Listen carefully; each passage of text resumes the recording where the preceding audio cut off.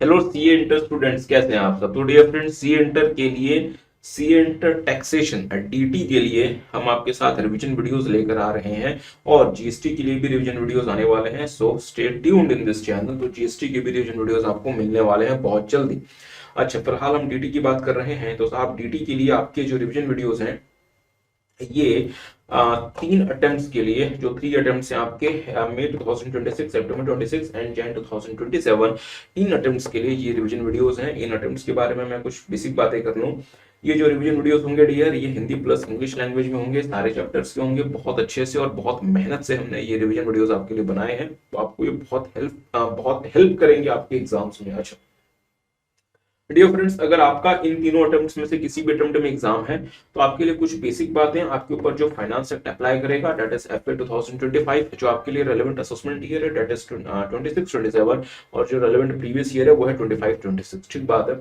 Although अब ये चीजें एक नए टर्म से जानी जाएंगी जिसका नाम है टैक्स ईयर, बट ये अगले साल से होगा, मीन्स मई 2027 ऑनवर्ड्स होगा। तो फिलहाल आपके लिए यही कॉन्सेप्ट चलेगा। अच्छा, एक और छोटी सी बात, जिन बच्चों का एग्जाम स्पेसिफिकली मई 2026 में है, उन बच्चों के लिए साहब जो अमेंडमेंट्स अप्लाई करेंगे वो 31 अक्टूबर 2025 तक करेंगे। और इंस्टीट्यूट ने अपने अमेंडमेंट की जो लिस्ट है वो इशू कर दी है, और हमने वो सारे अमेंडमेंट्स अपने इस बुक में इनकॉर्पोरेट कर दिए हैं। इसलिए अगर आप देखोगे तो यहाँ पे जो लिखा हुआ है वो है अमेंडेड अप टू 31 अक्टूबर 2025। अच्छा, तो फिर हम आपके साथ जल्दी से रिवीजन वीडियो स्टार्ट कर रहे हैं। हाँ, और जैसे कि हमने आपको बताया, जीएसटी के भी रिवीजन वीडियोस आने वाले हैं।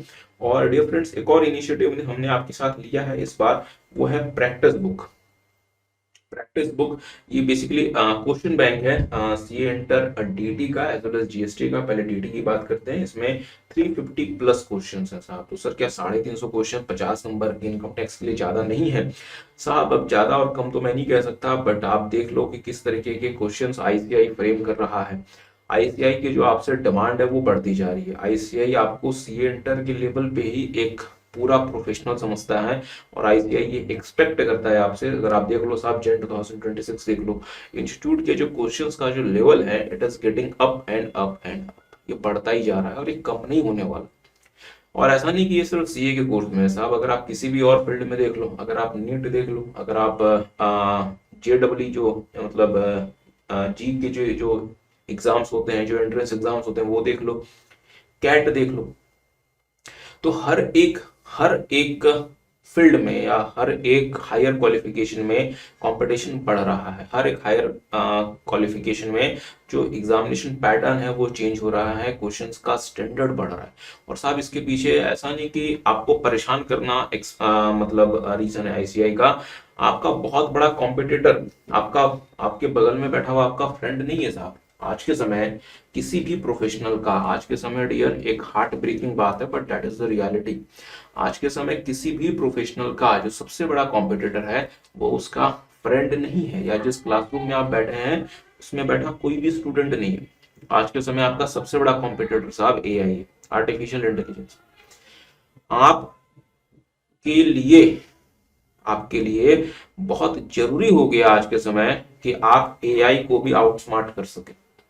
और आपके इंस्टीट्यूट की, जिस भी इंस्टीट्यूट में आप हैं, चाहे आप सीए की पढ़ाई करें तो सीए इंस्टीट्यूट, चाहे आप एमबीए की पढ़ाई करें तो आईआईएम, चाहे आप जेडब्ल्यू की पढ़ाई करें तो वो रेलेवेंट आपका वो आईआईटी, इसके लिए जरूरी हो गया कि अगर इनको भी अपनी रेलेवेंस बनाए रखनी है तो ये ऐसे प्रोफेशनल्स बनाए जो उस एआई को कम से कम बीट ना, कम से कम मीट तो कर सके। अदरवाइज इन इंस्टीट्यूट्स का भी अब रेलेवेंस नहीं बचेगा, जिस जिस तरीके का एआई आ चुका है और आने वाला है, आ रहा है। तो आईसीआई से अब आप ये एक्सपेक्ट नहीं कर सकते कि वो आज से वो 3-4-5 साल पहले वाला वो जो है वो सिस्टम चलेगा, जहां पे मैं ये नहीं कह रहा कि 4 साल पहले से ये करना आसान था। सर कैसी बातें करते हैं। पर हाँ, कुछ ऐसा समय आईसीआई में आया था जहां पे इंस्टीट्यूट ने अपना जो थोड़ा सा जो थोड़ा सा हम ये फील, हमने भी फील किया था कि the level has been a bit down, but अब वो चीजें दोबारा से री इम्प्रूव हो चुकी हैं। तो अकॉर्डिंगली इन सारी बातों को ध्यान में रखते हुए मैंने भी पूरी मेहनत की, मैंने भी पूरे एफर्ट्स किए, और हम आपके साथ सी एंटर और मतलब सी एंटर टैक्स मतलब DT as well as GST. So this is the GST book. अगर आप देखोगे तो इसमें 4th एडिशन लिखा हुआ है, बट सर जीएसटी तो आप फर्स्ट टाइम पढ़ा रहे हो। नहीं साहब, ऐसा नहीं कि मैं जीएसटी फर्स्ट टाइम पढ़ा रहा हूँ। जीएसटी जब भारत देश में सबसे पहली बार आया था, then I was very among very few faculties all over India जिन्होंने उस समय जो पहला जीएसटी का बैच लिया था। तो मैं उनमें से एक था साहब, जिन्होंने फर्स्ट टाइम इंडिया में जब फर्स्ट टाइम जीएसटी आया था उस समय जीएसटी पढ़ाने वाले में फैकल्टीज में मेरा नाम भी शामिल। तो सर फिर आपने छोड़ क्यों दिया? हाँ साहब, कुछ ऐसे ही परेशानी रही, कुछ ऐसे सिचुएशंस बने कि मुझे छोड़ना पड़ा। उस समय छोड़ना नहीं, इन द सेंस पॉज करना पड़ा, बट अब मैं उसको दोबारा से रिज्यूम कर रहा हूँ। एनी हाउ, ये बातें अभी फिलहाल नहीं करते। और मैंने आपको क्वेश्चन बैंक दिखाई दिया। चलें तो फिर हम आपके साथ क्वेश्चन बैंक के भी रिवीजन वीडियोस जो है वो शेयर कर रहे हैं। अच्छा, तो ये क्वेश्चन बैंक की भी वीडियोस आपको मिलते जाएंगे, पूरा क्वेश्चन बैंक सॉल्व रहेगा। और मई 2026 के लिए तो ये टोटली फ्री है, तो ये यूट्यूब पे रहेगा मई 2026 अटेम्प्ट के लिए। फर्दर अटेम्प्ट्स के लिए शायद ये यूट्यूब पे रहे, शायद ये प्राइवेट हो जाए, फिर हम उसकी बात कर लेंगे। बट फॉर मई 2026 ये मेरा कमिटमेंट है कि आपको यूट्यूब पे फ्री में मिल जाएगा। तो आप इस प्रैक्टिस बुक का प्रिंट आउट ले लें और अच्छे से वो सारे के सारे क्वेश्चंस देखें। For May 2026 it will be free. अगर फ्यूचर अटेम्प्ट, इसके बाद वाले अटेम्प्ट्स के लिए भी अगर रिक्वायरमेंट होगी तो हम उसमें कुछ ऐसा कर लेंगे, ऐसी कोई बहुत बड़ी इसमें बात नहीं है। अच्छा, चलिए ये सारी बातें हो गई, आते हैं हमारे मेन मुद्दे पे, रिवीजन पे। चलें, सबसे पहला रिवीजन इंट्रोडक्शन बेसिक कॉन्सेप्ट्स। यहाँ पे हमें 3-4 मेन बातें रिवाइज करनी है। और जो हमें रिवाइज करना है डियर, सबसे पहले हमें करना है टैक्स रेट, फिर हमें रिवाइज करना है सरचार्ज रेट, फिर हमें रिवाइज करना है यहाँ पे मार्जिनल रिलीफ, और हमें फाइनली रिवाइज करना है application and diversion of income. और इसके बाद कुछ अदर टॉपिक्स हैं वो हमें रिवाइज करने हैं। तो फिर टाइम पास ना करते हुए सबसे पहले हमारा जो रिवीजन का जो टॉपिक है जो हमें कवर करना है, दैट इज टैक्स रेट। सबसे पहले वो कवर करते हैं। चले तो फिर देखेंगे मेरे साथ साथ rate of taxes for different assesses. आपको पता है आज के समय इंडिविजुअल एचयूएफ, एओपी, पीओवाई और आर्टिफिशियल ज्यूरिडिकल पर्सन के लिए 2 रिजीम्स हैं। और ऐसा नहीं कि कोई अभी आई है, तो कई साल से चल रही है।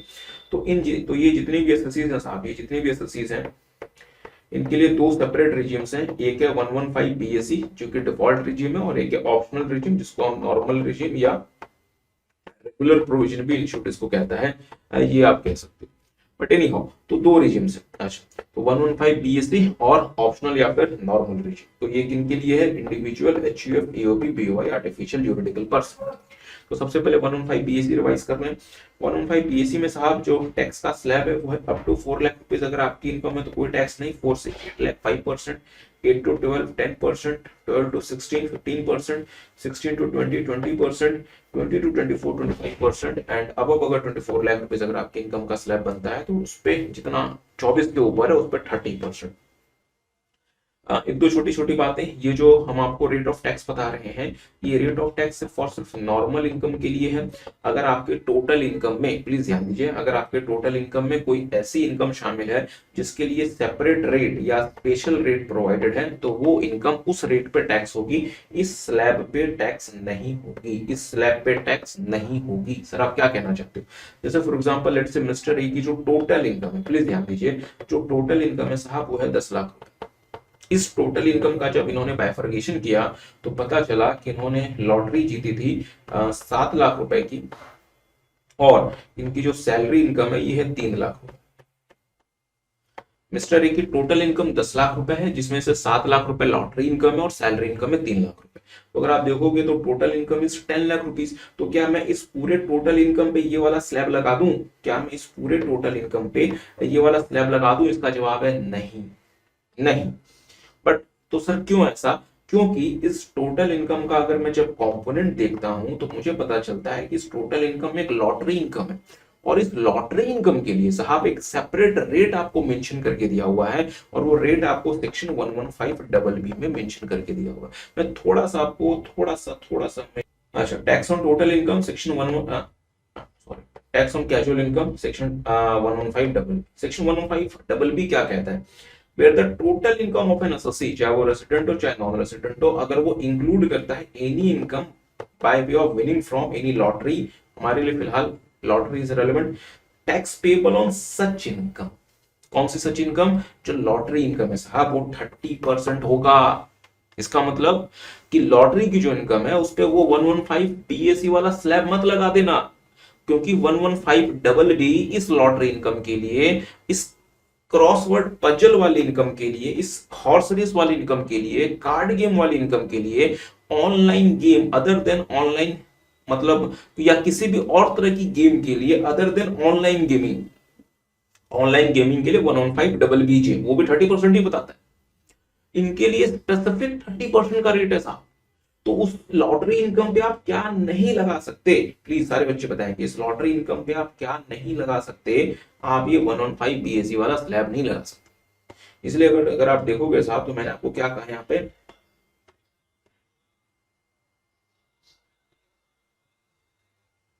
इसलिए मैंने आपको क्या कहा, रेट ऑफ टैक्स जो है ये नॉर्मल रेट, मतलब ये नॉर्मल इनकम के लिए है। अगर आपके टोटल इनकम में कोई ऐसा कंपोनेंट है जो कि स्पेशल रेट पर टैक्स होता है, जैसे लॉटरी इनकम 115 डबल बी, ये 30% पर टैक्स होगा, उस 7 लाख रुपीस पे आप इस स्लैब नहीं लगा सकते। तो सर फिर मैं स्लैब किस पे लगाऊंगा? स्लैब आपको आपके नॉर्मल इनकम पे लगाना पड़ेगा, क्योंकि यहाँ पे आपके पास सैलरी इनकम भी है जो नॉर्मल रेट पर टैक्स होती है। तो ये आपका 115 बीएसी के स्लैब रेट पर टैक्स होगा, और ये जो होगा ये फ्लैट 30% पर टैक्स होगा। क्या मेरी बात समझ पाए? और ये जो आपकी अदर देन स्पेशल इनकम है वो फिर 115 बीएससी के स्लैब पे टैक्स होगी। Are you guys getting? अच्छा चले, तो ये सर ये बातें तो हमें पता है, बट ये बताओ इसको याद कैसे रखना है। बड़ा इसी आप 4 लाख रुपए से आगे बढ़ते जाओ, 5% से आगे बढ़ते जाओ, तो first 4 lakh nil, 4 to 8 lakh 5%, 8 to 12 10%, 12 to 16 15%, 16 to 20 20%, 20 से 24 25%, और 24 के ऊपर 30%। बट हाँ, अगर लेट से आपको कोई एमसीक्यू वगैरह कभी आता है तो इतना स्लैब लगा के कैलकुलेशन नहीं करना। याद रखेंगे पहले 24 लाख रुपए पे जो इनकम है, पहले 24 लाख की जो इनकम है, इस पे जो टोटल टैक्स बनता है स्लैब के हिसाब से ये है 3 लाख रुपए। सर क्या बात कर रहे हैं? हाँ सर, तो पहले 24 लाख की जो इनकम है, इस पे जो टोटल स्लैब टोटल टैक्स बनता है स्लैब के हिसाब से ये 3 लाख रुपए, और 24 के ऊपर जितनी भी इनकम है उस पर 30%। तो अगर आपकी total income is higher than 24 lakh, और मैं ये कौन सी टोटल इनकम की बात कर रहा हूं? क्या मैं लॉटरी वाले इनकम की बात कर रहा हूं? नहीं, ये कौन से टोटल इनकम की बात कर रहा हूं? अदर देन लॉटरी इनकम, मतलब other than special income. Special income में सिर्फ लॉटरी इनकम नहीं है साहब, बहुत सारी इनकम। यहाँ पे हमने एग्जाम्पल के लिए आपको बोला। अच्छा, तो लेट्स से कि अगर मेरी total income let's say 30 lakh रुपए, अब सर अब बताओ सर इसमें टैक्स कैसे निकालेंगे? तो बड़ा आसान सा फॉर्मूला है, 30 लाख में से फर्स्ट 24 लाख रुपए, 3 लाख, और 6 लाख का 30%, 180, 480। तो आपको ये पूरा स्लैब वगैरह नहीं लगाना, सिंपली 480। तो पहले 24 लाख रुपए पे जो टैक्स बनेगा वो 3 लाख, उसके ऊपर जितना भी उसका 30% आ जाए। हाँ, इसमें सरचार्ज और हेल्थ एंड एजुकेशन सेस भी आ सकता है, उसकी बात में। तो ये बात ये लिखी हुई है, the above rate is applicable on income other than those taxable at a special rate. तो ये जो स्पेशल रेट पे टैक्स होगा वो स्पेशल रेट के लिए है, वो उसमें स्लैब मत लगा देना। अच्छा ध्यान दीजिएगा, 115 बीएससी में क्या क्या रिस्ट्रिक्शंस हैं और क्या क्या क्या क्या इसमें एग्जामिशंस वगैरह क्लेम नहीं कर सकते। 115 बीएससी में साहब देयर आर सर्टेन रिस्ट्रिक्शंस, और वो रिस्ट्रिक्शंस क्या क्या हैं? आप लीव ट्रैवल कंसेशन क्लेम नहीं कर सकते, आप हाउस रेंट अलाउंस का एग्जामिशन क्लेम नहीं कर सकते, आप स्पेशल अलाउंसेस का जो एग्जामिशन क्लेम नहीं कर सकते। You can not claim the exemption for daily allowance और कॉन्स्टिट्यूएंसी अलाउंस ऑफ एमपी और एमएलए। जो माइनर चाइल्ड की इनकम उसके पेरेंट के हैंड में या गार्जियन के हैंड में क्लब होती है, तो जिसमें 1500 रुपए का एग्जामिशन अंडर सेक्शन 1032 है, वो अवेलेबल नहीं है साहब। सैलरी हेड में आपको स्टैंडर्ड डिडक्शन तो मिल जाएगा अंडर 115 बीएससी, और वो स्टैंडर्ड डिडक्शन 75,000 रुपए का मिलेगा। नॉर्मल रिजीम में, ऑप्शन रिजीम में 50,000 का मिलता है, बट ये 75,000 देने के बदले आपसे सरकार ने आपको एंटरटेनमेंट अलाउंस का डिडक्शन मना कर दिया और प्रोफेशनल टैक्स का डिडक्शन मना कर दिया। अच्छा, इसके अलावा अगर आपकी कोई हाउस प्रॉपर्टी है जो कि सेल्फ ऑक्यूपाइड है, मतलब सेल्फ ऑक्यूपाइड हाउस प्रॉपर्टी, उसके लिए अगर आपने कोई लोन लिया हुआ है, उस लोन का जो इंटरेस्ट है वो भी 115 बीएससी रेजिम में आप क्लेम नहीं कर सकते। तो सर अगर मेरी हाउस प्रॉपर्टी लेट आउट है या डीम्ड टू लेट आउट है, इस केस में आपको इंटरेस्ट का डिडक्शन अलाउड है 100%, इसमें तो फिर कोई प्रॉब्लम नहीं है। 115 बीएससी रेजिम में सेल्फ ऑक्यूपाइड हाउस प्रॉपर्टी पे जो लोन है उसके इंटरेस्ट का डिडक्शन यहाँ पे बैन है, बाकी सारा इंटरेस्ट अलाउड है। आगे आते हैं, आप एडिशनल डेप्रिसिएशन क्लेम नहीं कर सकते। सेक्शन 32(1)(2)(a) के हिस्से में जो एडिशनल डेप्रिसिएशन मिलता है वो क्लेम नहीं कर सकते। ऑल्दो ये बातें सी एंटर के लिए रेलेवेंट नहीं है, पर फिर भी देख लें, आप tea coffee rubber development account या साइट रेस्टोरेशन फंड में जो आप पैसा जमा करते हैं आप उसका डिडक्शन क्लेम नहीं कर सकते। अच्छा डियर फ्रेंड, साइंटिफिक रिसर्च में ना दो तरीके से एक्सपेंडिचर किया जाता है। एक तो होता है इन हाउस साइंटिफिक रिसर्च, अगर आप इन हाउस कुछ साइंटिफिक रिसर्च करते हो, और दूसरा होता है किसी थर्ड पार्टी को आप अगर कोई पैसा डोनेट करते हो।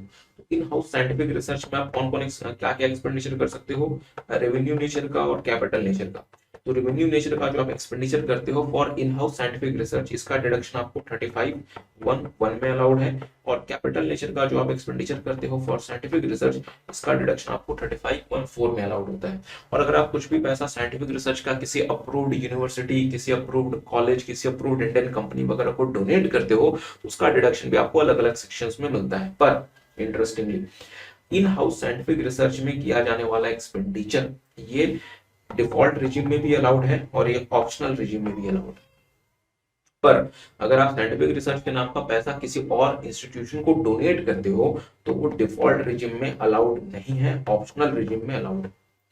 सो if you are making any donation in the name of scientific research और साइंटिफिक रिसर्च डोनेशन करते हो आप, तो डिफॉल्ट रिजिम में आप उसका डिडक्शन क्लेम नहीं कर सकते। हाँ, ऑप्शनल रिजिम में अगर आप हो, डिफॉल्ट से अगर आप ऑप्ट आउट करके ऑप्शनल में चले जाते हो, then you can claim such deduction, but you can not claim the deduction in the default regime. Am I making sense? क्या मेरी बात समझ आ रही है साहब आपको आज? चलें तो फिर यहीं पे देखेंगे।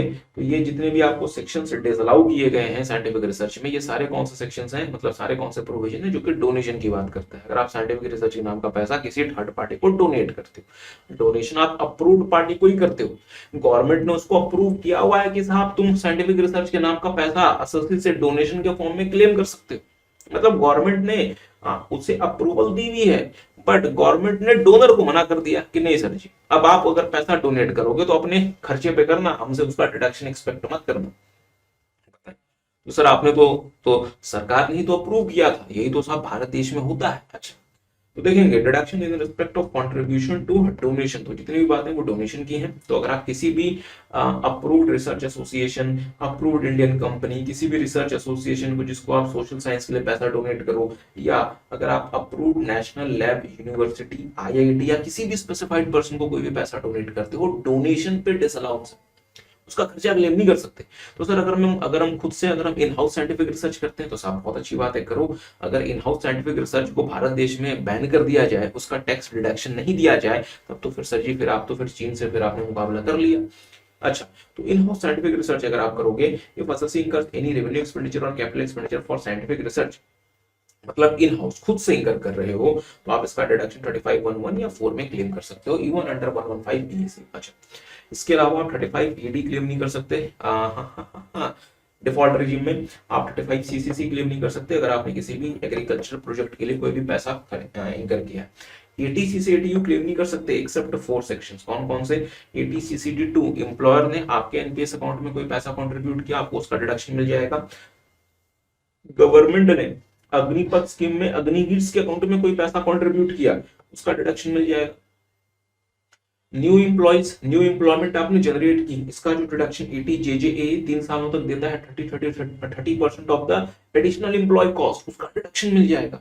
और साथ में ये भी आपके लिए सी एंटर के लिए रेलेवेंट नहीं है खास, 80LA का डिडक्शन मिल जाएगा अगर आप आईएफएससी में कोई यूनिट स्टैब्लिश करते हैं तो सर जब हमारे लिए रेलेवेंट ही नहीं है तो फिर आपने दे क्यों दिया?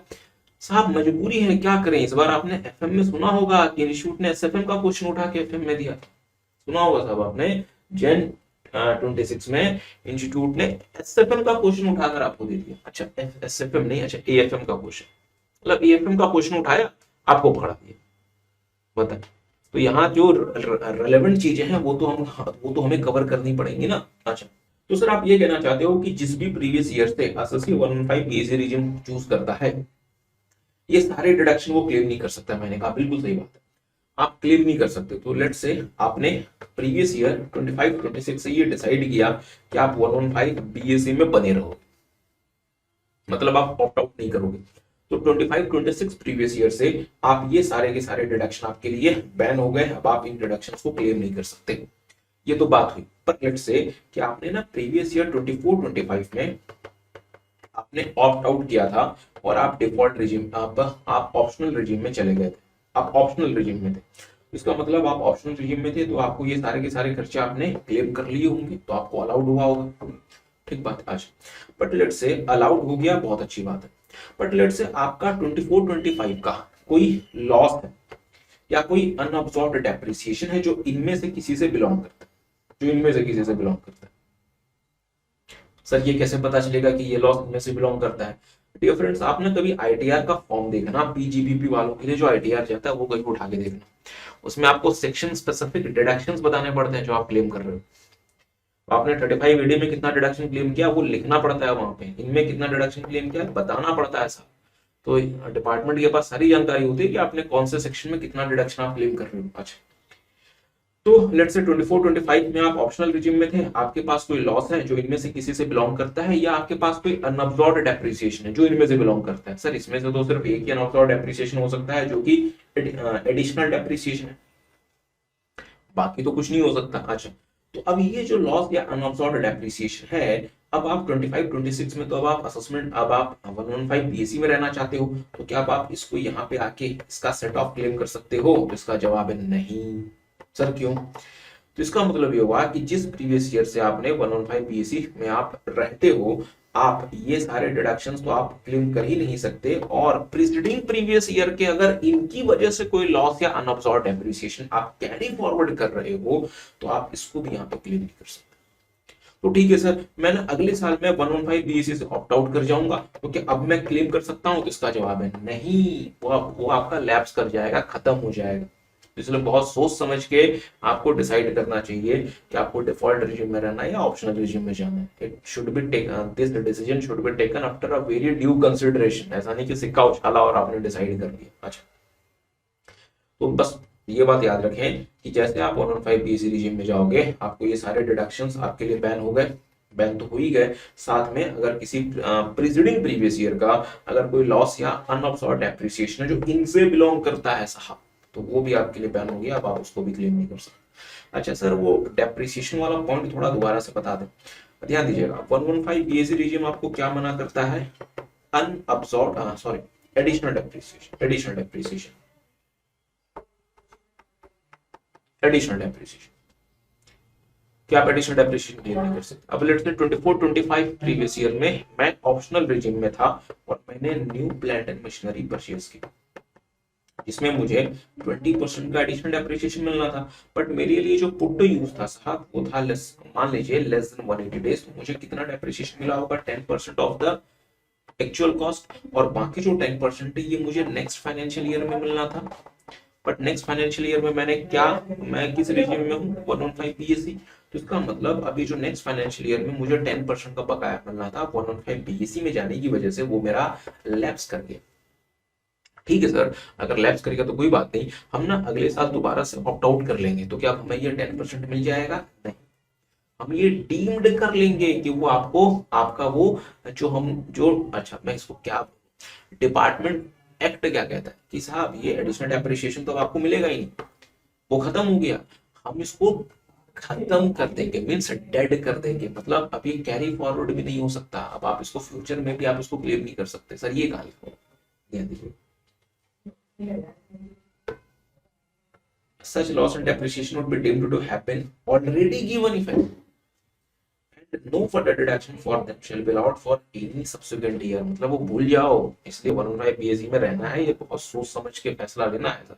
अच्छा चले, तो ये सारी बातें हो गई, ये बातें हमने कर ली। अच्छा, एक इसमें से इंटरेस्टिंग पॉइंट ये है, हाउस प्रॉपर्टी भी देनी है द रेट ऑफ इनकम। तो अगर आप डिफॉल्ट रिजिम में हो साहब, तो हाउस प्रॉपर्टी हेड के लॉस को आप किसी दूसरे हेड ऑफ इनकम से सेट ऑफ नहीं कर सकते। अगर आप ऑप्शनल रिजिम में हो तो हाउस प्रॉपर्टी हेड का जो लॉस है इसको आप दूसरे रिजिम में सेट ऑफ कर सकते हो अप टू ₹2 लाख। तो अगर आप हाउस प्रॉपर्टी हेड में अगर आपका लॉस है, तो अगर आप इसको किसी दूसरे रिजिम में सेट ऑफ कर सकते हो 2 लाख रुपए तक। बट अगर आप डिफॉल्ट रिजिम में हो तो हाउस प्रॉपर्टी हेड का जो लॉस है वो खत्म हो गया, अभी आपका वो एक तरह से डेड लॉस हो गया, वो अब सेट ऑफ नहीं हो सकता, और इवन कैरी फॉरवर्ड भी नहीं हो गया। अच्छा, कैरी फॉरवर्ड भी नहीं होता। चलिए, ये सारी बातें हो गई। तो सर ऐसे तो फिर सर 115 बीएससी रिजिम में बहुत सारी परेशानी है, तो फिर कोई एसएससी क्यों 115 बीएससी रिजिम में जाएगा? ऐसी बात नहीं है साहब, एक तो यहाँ अगर आप देखोगे तो इसमें स्लैब बहुत ज्यादा इजी है ऑप्शनल रिजिम के कंपैरिजन में, और दूसरा यहाँ पे एएमटी नहीं लगता, AMT is not a drag, so that is again a huge boost. अच्छा डियर फ्रेंड्स, हर एक एम्प्लॉयर के लिए जरूरी होता है कि वो अपने एम्प्लॉय के इनकम पे, सैलरी इनकम पे 192 के हिसाब से टीडीएस करे, अब एम्प्लॉयर को कैसे पता चलेगा कि एम्प्लॉय जो है वो 115 बीएससी रिजिम में रहना चाहता है या डिफॉल्ट रिजिम को ऑप्ट आउट करके ऑप्शनल रिजिम में जाना चाहता है? How the employer will know, क्योंकि दोनों रिजिम्स के लिए कैलकुलेशंस अलग अलग हैं, दोनों रिजिम्स का डिडक्शन अलग अलग है, दोनों रिजिम्स के लिए टैक्स रेट अलग अलग है। तो इसके लिए सीबीडीटी ने क्लैरिफिकेशन दिया और कहा कि एम्प्लॉयर को अपने अपने सारे एम्प्लॉय से पूछना पड़ेगा कि साहब वो किस रिजिम में रहना चाहते हैं, और एम्प्लॉय को अपने एम्प्लॉयर को इंफॉर्मेशन देनी पड़ेगी कि सर जी ये हमारा ये कि हम इस रिजिम में रहना चाहते हैं। अब लेट्स से कोई एम्प्लॉय अगर ये जानकारी अपने एम्प्लॉयर को नहीं देता तो क्या होगा? तो एम्प्लॉयर ये प्रिज्यूम कर लेगा कि employee will remain in 115 BSE, और वो जो सैलरी इनकम की कैलकुलेशन करेगा एम्प्लॉयर वो 115 बीएसई के हिसाब से करेगा, उस हिसाब से टैक्स निकालेगा और अकॉर्डिंगली उस हिसाब से टीडीएस करेगा। लेट्स से सर एम्प्लॉय ने बाद में लेट्स से ऑप्शनल रिजीम को चूज कर लिया, जिसकी वजह से उस एम्प्लॉय का जो रियल टैक्स था वो बहुत ज्यादा था, बट एम्प्लॉयर ने 115 बीएससी अज्यूम करके बहुत कम टैक्स कैलकुलेट किया और कम टीडीएस किया। तो क्या एम्प्लॉयर के अगेंस्ट कुछ कंसिक्वेंस होगा? नहीं। एम्प्लॉयर के अगेंस्ट अगर असेसिंग ऑफिसर कोई भी कंसिक्वेंस करना चाहेगा तो एम्प्लॉयर असेसिंग ऑफिसर को ये वाला सर्कुलर दिखा देगा और बोलेगा कि साहब मैंने तो अपने सारे एम्प्लॉयज को कहा था कि अपना अपना इंटेंडेड रिजीम बता दो, कुछ एम्प्लॉयज ने बताया बाकियों ने नहीं बताया, तो मैंने ये प्रिज्यूम कर लिया कि वो 115 बीएससी में रहेंगे और अकॉर्डिंगली मैंने उनका टीडीएस कर लिया। असेसिंग ऑफिसर कुछ नहीं बोलेगा बिकॉज सीबीडीटी ने असेसिंग ऑफिसर के लिए ही ये सर्कुलर इशू किया हुआ है। ठीक बात है। आज चलें फिर आगे बढ़ते हैं जल्दी से।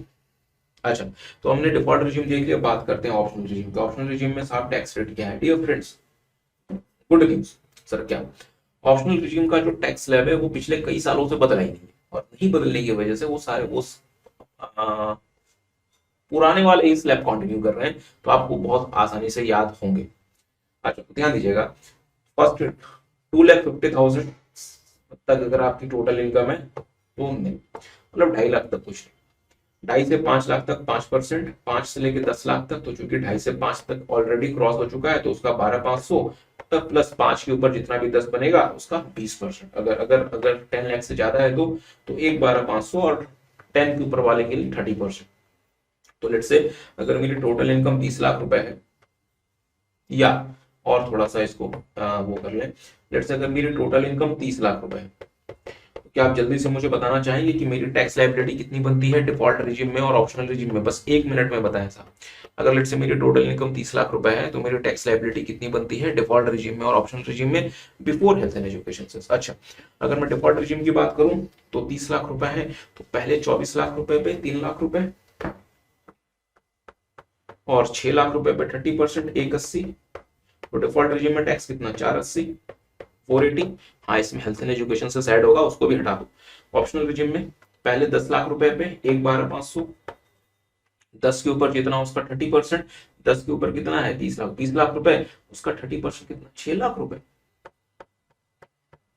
ये कितना बनता है? 7,12,500। आप भी कैलकुलेट करेंगे साहब।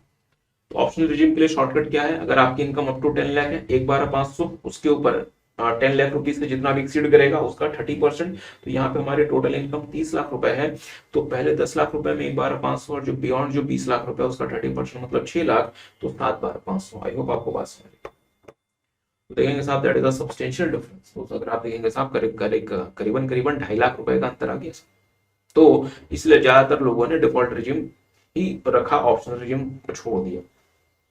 अच्छा, एनीहाउ, तो ये जो स्लैब है डियर, ये individual, HUF, EOP, POI, artificial juridical person के लिए, ये लोग रेसिडेंट हो सकते हैं, नॉन रेसिडेंट हो सकते हैं। आगे आते हैं सीनियर सिटीजन्स, जो सेकंड स्लैब है और जो थर्ड स्लैब है, this slab and this slab, these slabs are applicable only for resident individuals. Resident होना चाहिए और इंडिविजुअल होना चाहिए। तो जो सेकंड स्लैब है ये 60 इयर्स वाले लोगों के लिए है, जो 60 इयर्स हैं बट लेस देन 80 इयर्स, और अगर कोई पर्सन, अगर कोई रेजिडेंट इंडिविजुअल 80 इयर्स या इससे ज्यादा के हैं, मतलब सुपर सीनियर सिटीजन, तो इनके लिए ये थर्ड स्लैब। अच्छा, तो सेकंड स्लैब क्या कहता है? पहले 3 लाख रुपए तक निल, 3 से 5 लाख रुपए तक 5%, अगर 5 से 10 लाख है तो 3 से 5 ऑलरेडी क्रॉस हो गया, मतलब 10,000 रुपए, 10,000 प्लस 20%, और अगर 10 लाख से ज्यादा है तो 1,10 प्लस 30%। इसका मतलब अगर आप एक रेसिडेंट इंडिविजुअल हैं जो कि 60 ईयर या इससे ज्यादा के हैं any time during the previous year, तो पहले 3 लाख रुपए तक आपको कोई टैक्स नहीं देना। तो आपको कुल जो बचत होती है ये कितनी होती है? 2,500 रुपए। ठीक बात है। अच्छा, अगर सुपर सीनियर सिटीजन या वेरी सीनियर सिटीजन पर्सन है, मतलब जो 80 ईयर्स या इससे ज्यादा के हैं, at any time during the relevant previous year. Sir mister A 95 years के हैं बट वो नॉन रेसिडेंट है, क्या वो इसका बेनिफिट क्लेम कर सकते हैं? नहीं। क्या वो इसका बेनिफिट क्लेम कर सकते हैं? नहीं। क्या वो इसका बेनिफिट क्लेम कर सकते हैं? नहीं। उनको ये वाला ऑप्ट करना पड़ेगा। अगर वो चाहे तो डिफॉल्ट में रहे, 115 बीएससी में रहे। अगर 115 बीएससी से अगर वो बाहर निकलते हैं तो फिर इस रिजिम में, इस वाले स्लैब में फॉल करेंगे। आई होप आपको बात समझ आई। अच्छा, तो ध्यान दीजिएगा, सुपर सीनियर सिटीजन के लिए 5 लाख रुपए तक कोई टैक्स नहीं, 5 से लेके 10 लाख रुपए 20%, और अगर 10 से ज्यादा है तो 1 लाख प्लस 30%। अच्छा, बट पर डियर फ्रेंड्स, सर क्या ये जो दो आपके स्लैब्स हैं जो कि 60 इयर्स और 80 इयर्स वालों के लिए हैं, इसके लिए जरूरी क्या है कि आपको 60 इयर्स या 80 इयर्स का होना पड़ेगा at any time during the relevant previous year. और हमारे लिए रेलेवेंट प्रीवियस ईयर कौन सा है? प्रीवियस ईयर 25-26, मतलब 1/4/25 से लेके 31/3/2026 के बीच में आपको 60 इयर्स का लेट से होना पड़ेगा। अच्छा, तो सर इसमें क्या प्रॉब्लम है? अब प्रॉब्लम साहब ये है कि मैं आपका बर्थडे काउंट कैसे करूं? How will I calculate your birthday? Sir क्या कहना चाहते हो? लेट्स से अगर मेरा जन्म 1/4/2001 को हुआ है, तो मैं कब बोलूंगा कि मैं 1 साल का पूरा हो गया? इसके दो ऑप्शन। पहला ऑप्शन है मैं 1/4/2002 को बोलूं कि मैं 1 साल का हो चुका हूं, या मैं 1 सॉरी या मैं 31 मार्च 2002 को बोलूं कि मैं 1 साल का पूरा हो गया। सर ये कैसा सवाल? साफ सवाल है। और भारत देश में जितने सारे कानून हैं, कुछ कानून के हिसाब से ये ऑप्शन है, कुछ के हिसाब से ये। अगर आप देखोगे तो सेकंड ऑप्शन में टेक्निकली आप 1 साल के पूरे नहीं होते, आप 364 डेज समथिंग होते। पर इनकम टैक्स पर्पसेस के लिए, अब मैं जो बोलूंगा बहुत ध्यान से, इनकम टैक्स पर्पसेस के लिए सुप्रीम कोर्ट ने और सीबीडीटी ने उस बात को एक्सेप्ट कर लिया, एक क्लैरिफिकेशन जारी करके ये कहा कि इनकम टैक्स पर्पसेस के लिए हम आपका जो डेट ऑफ बर्थ है वो सेकंड वाले फॉर्मूले के हिसाब से कैलकुलेट करें। तो इसका मतलब, अगर आप जिस भी पर्टिकुलर डेट में आपकी बर्थ होती है, हम आपकी एनिवर्सरी उसके एक दिन पहले एक्सेप्ट कर लेंगे। तो लेट्स से अगर 1 अप्रैल को जन्म हुआ है तो 31 मार्च 2002 को हम ये मान लेंगे कि आपने एक पर्टिकुलर एज अचीव कर लिया, मतलब एक दिन पहले। हो सकता है कि टेक्निकली आपको ये बात गलत लगे, बट एनी हो, ठीक बात है। अच्छा, तो देखेंगे, CBDT has clarified that a person born on 1st April will be considered to have attained a particular age on 31st March। तो इसका इम्पैक्ट क्या होगा?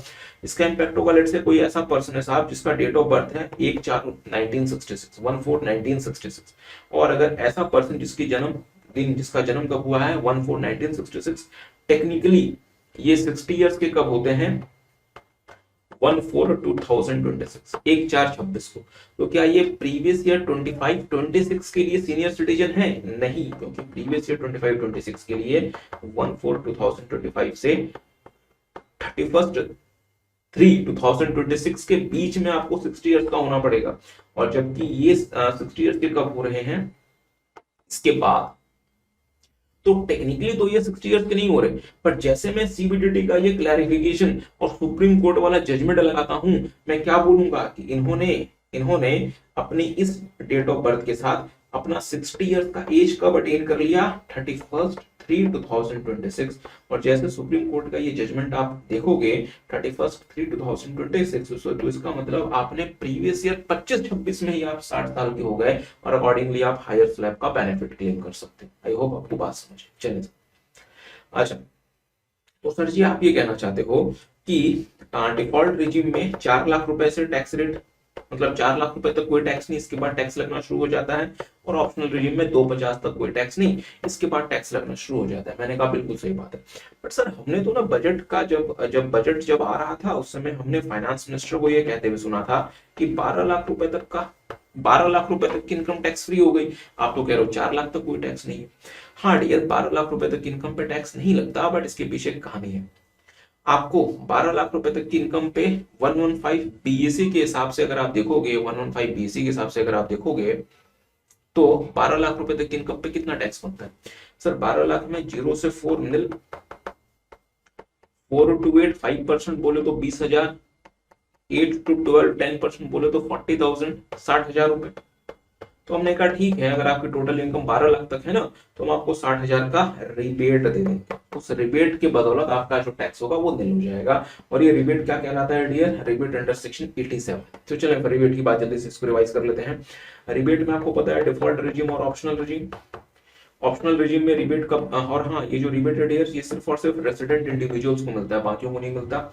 ऑप्शनल रिजीम में रिबेट कब मिलेगा? जब आपकी टोटल इनकम 5 लाख तक है और रिबेट का अमाउंट कितना होगा? 100% ऑफ टैक्स पेएबल या 12,500 whichever is less. Default regime में रिबेट कब तक मिलेगा? अगर आपकी टोटल इनकम 12 लाख तक है और रिबेट का अमाउंट कितना होगा? 100% ऑफ टैक्स पेएबल या 60,000 रुपए व्हिचएवर इज लेस। तो देख लें, resident individual having total income of up to 5 lakh, 100% of tax payable या 12,500 whichever is less।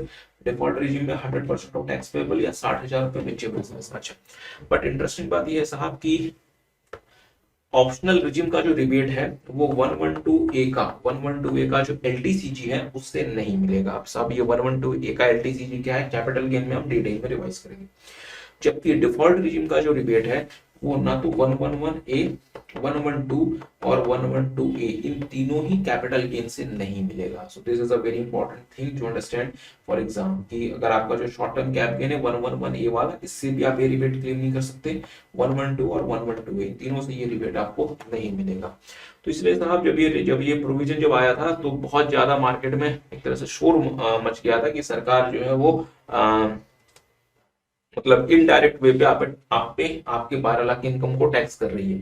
तो एनी हाउ, अच्छा तो सर डिफॉल्ट रिजीम में रिबेट का क्या सीन है? 12 लाख रुपए तक की अगर आपकी टोटल इनकम है तो आपको रिबेट मिल जाएगा 60,000 रुपए या 100% of tax payable, 100% of tax payable. परंतु ये रिबेट आपको किन इनकम से नहीं मिलेगा? 111A, 112 और 112 इससे नहीं मिलेगा। अच्छा सर अगर मेरी इनकम 12 लाख से थोड़ी सी ज्यादा है, मैंने कहा कितनी ज्यादा है? बस सर 12 लाख रुपए से 8 लाख रुपए ज्यादा, 20 लाख रुपए। अब क्या होगा साहब? 12 लाख से 8 लाख ज्यादा 20,000 रुपए। हाँ ये कोई थोड़ी सी तो ज्यादा नहीं हुई। लेट्स से आपकी इनकम थोड़ी सी ज्यादा है, आपकी इनकम है 12 लाख 10,000 रुपए। अब क्या होगा? तो आपका टैक्स कितना बनता है? मुझे बताया टैक्स कितना बनता है? 12 लाख रुपए में टैक्स 60,000 रुपए बनता था और 10,000 पे 15% मतलब 1,500 रुपए बनेगा, मतलब 61,500। अगर मेरी इनकम 12 लाख 10,000 रुपए है तो इस पर टैक्स कितना बनता है? 61,500। अगर मेरी इनकम 12 लाख रुपए होती तो मेरा टैक्स कितना बनता? 60,000 रुपए। बट इसमें मुझे 60,000 का रिबेट मिल जाता और मेरा टैक्स कितना बनता? निल। तो इसका मतलब ये हुआ कि कंपनी ने मुझे जो 10,000 रुपए की ज्यादा सैलरी दी, इस चक्कर में सरकार ने मुझसे 61,500 का टैक्स ले लिया। मतलब 10,000 रुपए मुझे कंपनी से ज्यादा क्या मिले, सरकार ने मुझसे कितना टैक्स ले लिया? 61,500। मुझे बताएं, क्या मैं अपने कंपनी को बोलूंगा कि मेरी सैलरी बढ़ाओ तो 10,000 बढ़ा दो? नहीं सर, क्योंकि इससे मेरा नुकसान है। तो गवर्नमेंट ने कहा ठीक है साहब, अगर आपकी इनकम 12 लाख रुपए से थोड़ी सी ज्यादा है तो भी हम आपको रिबेट दे देंगे। बट कितना रिबेट देंगे ध्यान दीजिएगा। आपका टैक्स कितना बनता है? 12/10 में 61,500। आपने 12 लाख रुपए से जिससे ज्यादा कितना कमाया? 10,000 रुपए। तो जितना ज्यादा कमाया उतना तो कम से कम टैक्स दे दो और 10,000 का टैक्स दे दो। 10,000 का टैक्स दे दो और 51,500 का रिबेट ले लो। तो टेक द रिबेट ऑफ 51,500 और 10,000 का टैक्स दे दो। तो सर मुझे क्या फायदा हुआ? मैंने तो 12 के ऊपर 10,000 कमाया था, पूरा सरकार ने टैक्स ले लिया। सरकार ने कहा रुक जाओ, पूरा नहीं, इसमें हेल्थ एंड एजुकेशन से भी तो दोगे 400, कुछ अपने जेब से भी तो दोगे, 400 का टैक्स दे। तब एम्प्लॉय कहेगा कि सर जी फिर मेरा तो नुकसान हो गया, फिर मैं तो अपने एम्प्लॉयर को बोलूंगा कि मेरी इनकम 12 लाख से कम रख, मतलब मेरी जो सैलरी वो 12 लाख से आपको कम रखी। अच्छा तो मुद्दे वाली बात क्या है कि अगर आपकी टोटल इनकम 12 लाख रुपए से थोड़ी सी ज्यादा भी है तो भी आप रिबेट क्लेम कर सकते हैं। रिबेट का अमाउंट कितना होगा? Tax payable on total income 12 lakh 10,000 रुपए में टैक्स पेबल कितना है? 61,500 और amount by which total income exceeds 12 lakh. तो आपकी टोटल इनकम 12/10, तो जो 12 लाख रुपए से 10,000 से ज्यादा है तो रिबेट आपको कितना मिलेगा? 51,500। और आपका टैक्स पेबल कितना होगा? 61,500 माइनस 51,500 का रिबेट 10,000 रुपए प्लस 4% हेल्थ एंड एजुकेशन से 10,400। अच्छा, ये रिबेट क्यों आई? ये रिबेट इसलिए आई साहब क्योंकि 12 के ऊपर जो आपकी इनकम है, इनकम 12 के ऊपर आपकी इनकम कितनी है सर? 12 लाख के ऊपर मेरी इनकम है सिर्फ 10,000 रुपए। मतलब इनकम में इंक्रीमेंट कितना है? 10,000 रुपए। बट इस इनकम की वजह से टैक्स कितना बढ़ गया? मेरा टैक्स बढ़ गया साहब 12 पे। अगर मेरी इनकम थी, अगर मेरी इनकम 12 लाख रुपए होती तो मेरा टैक्स था 0। बट इस 10,000 रुपए की वजह से मेरा टैक्स कितना बढ़ गया? 61,500, मतलब 61,500। तो यहाँ क्या हो रहा है, मेरी जो इनकम बढ़ी है डियर, ये कितने से बढ़ी है? 10,000 से, जबकि मेरा टैक्स इसकी वजह से कितने से बढ़ गया? 61,500 से। तो हमने कहा ठीक है, इनकम से ज्यादा यदि टैक्स बढ़ जाए तो आप हमसे रिबेट ले लो, tax minus increase in income 51,500। तो सर क्या फिर अगर मेरी इनकम लेट से 13 लाख रुपए है तो भी क्या मुझे रिबेट मिलेगा? देख लें, अगर लेट से मेरी इनकम 13 लाख रुपए, मैंने कहा कि आपको रिबेट कब मिला? जब इनकम से ज्यादा आपकी टैक्स बढ़ जाए। यहाँ पे 12 के ऊपर आपकी इनकम कितनी बढ़ी? 1 लाख रुपए। अगर आपकी इनकम 12 लाख रुपए होती तो उस पर टैक्स कितना था? नील। नील। 13 लाख रुपए अगर आपकी इनकम है तो उस पर टैक्स कितना है सर? 12 लाख रुपए पे 60,000 था, और 12 के ऊपर 1 लाख है, उसका 15% मतलब 15,000 रुपए, मतलब 75,000 रुपए। अच्छा, तो 12 लाख के ऊपर आपकी इनकम कितनी बढ़ी? 1 लाख। इस इनकम की वजह से टैक्स कितना बढ़ा? 75। क्या इनकम से ज्यादा टैक्स बढ़ गया? नहीं। तो अब रिबेट खत्म हो गया। ठीक बात है साहब। आज चलो फिर टाइम पास ज्यादा नहीं करते, आते हैं मेन मुद्दे पे। सर्च और हाँ, क्या रिबेट किससे किससे नहीं मिलेगा ये हमने आपको यहाँ पे बता दिया। अच्छा, आगे आते हैं साहब, surcharge and margin relief in case of individual LGF EOP POI artificial juridical person. Difference, अगर टोटल इनकम 50 लाख तक है तो कोई सरचार्ज नहीं। 50 लाख से लेके 1 करोड़ तक 10%, 1 करोड़ से 2 करोड़ 15%, और अगर आपकी टोटल इनकम 2 करोड़ से ज्यादा है तो सरचार्ज हो जाता था साहब 2 करोड़ से 5 करोड़ और 5 करोड़ से इनफाइनाइट। तो सरचार्ज का रेट था 25% और 37%। तो अगर टोटल इनकम 2 करोड़ से 5 करोड़ है तो 25%, और अगर 5 करोड़ से ज्यादा है तो 37%। ये रेट हुआ करता था। बट इसमें अमेंडमेंट आई, और अमेंडमेंट क्यों आई तब आपको कहानी समझ आएगी, ध्यान दीजिएगा। देखिए, अगर आपकी टोटल इनकम 50 लाख तक है तो कोई सरचार्ज नहीं। 50 लाख से लेके 1 करोड़ 10%, 1 करोड़ टू 2 करोड़ 15%, और अगर 2 करोड़ से भी ज्यादा है तो, अगर 5 करोड़ तक है तो 25%, और अगर 5 से ज्यादा है तो 37%। This used to be the provision, but what is the current provision और what is the existing provision? ध्यान दीजिएगा। हुआ क्या डियर, किसी जमाने में आप शेयर मार्केट में जो भी लॉन्ग टर्म कैप गेन कमाते थे इक्विटी शेयर से, ये एग्जेम्प्ट होता था अंडर सेक्शन 1037 था, शायद 1037 था जहां तक मुझे आता था। 1034 या 37 था, क्योंकि ये काफी साल पुरानी बात है। नहीं नहीं सॉरी, 37 तो एग्रीकल्चरल लैंड है साहब। अच्छा अच्छा अच्छा, माई मिस्टेक, 1034 था। 1034 में एग्जेम्प्ट होता। 37 तो अभी भी है, compulsory acquisition of agricultural land exempt होता है। तो 1034 में ये एग्जेम्प्ट होता। ठीक बात है। अच्छा, जेटली, अरुण जेटली साहब फाइनेंस मिनिस्टर थे, उन्होंने इस एग्जामेशन को विड्रॉ कर लिया, कहा कि अब कोई एग्जामेशन नहीं मिलेगी। इसके बदले 112A लेकर आ गए, जहां पे उन्होंने कहा कि 10% के रेट पे आपको टैक्स देना पड़ेगा। अगर आपका कैप गेन 1 लाख रुपए से ऊपर जितना होगा उसका 10% टैक्स देना पड़ेगा। आज के समय 112A पे 12.5% का टैक्स देना पड़ता है, एक 25 के ऊपर, वो एक अलग बात है। जब ये प्रोविजन आया था, इसका मतलब यह हुआ कि सरकार ने लॉन्ग टर्म कैपिटल गेन को टैक्स फ्री स्टेटस से हटा के उस पर टैक्स लगा दिया। जैसे ये खबर मार्केट में पहुंची, मार्केट पूरी तरीके से क्रैश कर दी। सरकार ने कहा रुक जाओ, अभी तो तुम्हें और ज्यादा परेशान होना है।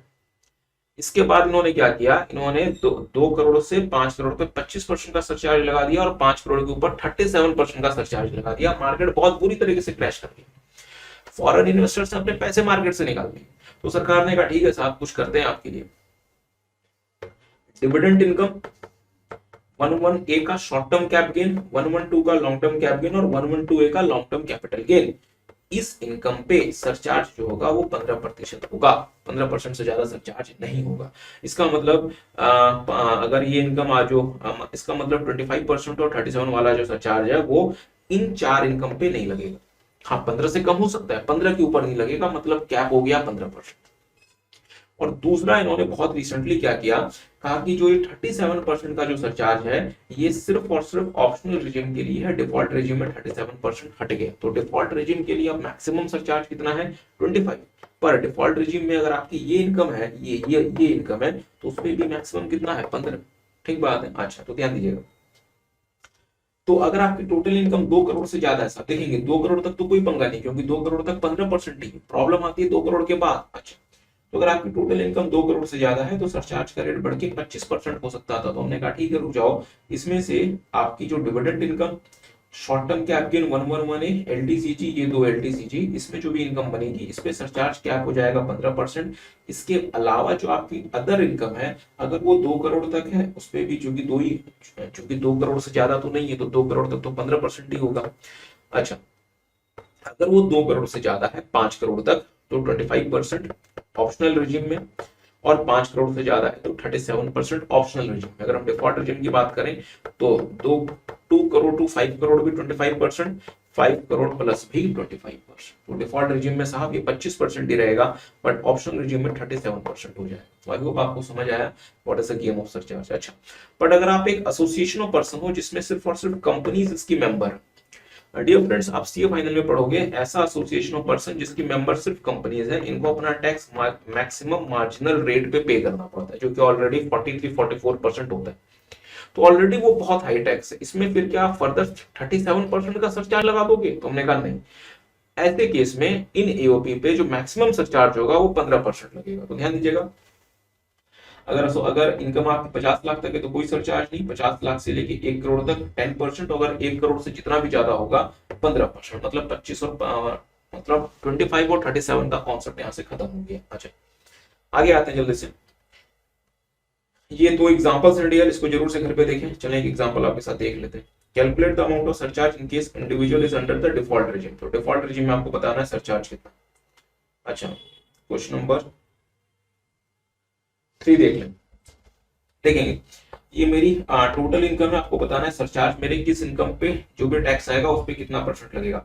मुझे बताएंगे टोटल इनकम कितना है, जल्दी से कैलकुलेट करें और मुझे बताएं टोटल इनकम कितना है।